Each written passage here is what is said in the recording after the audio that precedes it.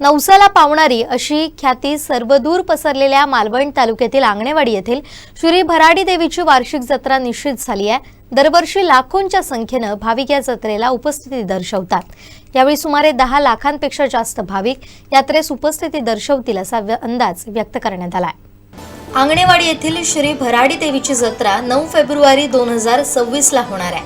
बुधवारी सकाळी देवीचा हुकूम घेऊन ही तारीख निश्चित करण्यात आली।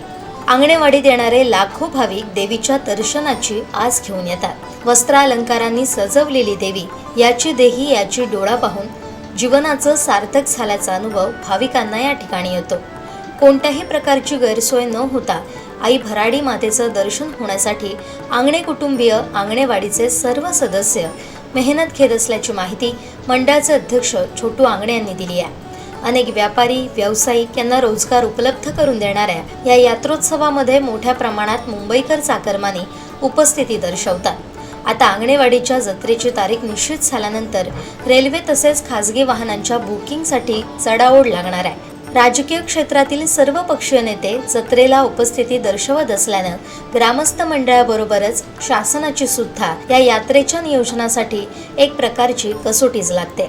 जत्रेची तारीख आता जाहीर झाल्यानं पूर्वतयारीस लवकरच प्रारंभ होणार आहे। जत्रेची तारीख ठरवण्याचा कौल झाल्यानंतर श्रीदेवी भराडी मंदिर 3 डिसेंबर ते 5 डिसेंबर 2025 असे 3 दिवस धार्मिक विधीसाठी बंद राहणार आहे। कुणालाही प्रवेश दिला जाणार नाही।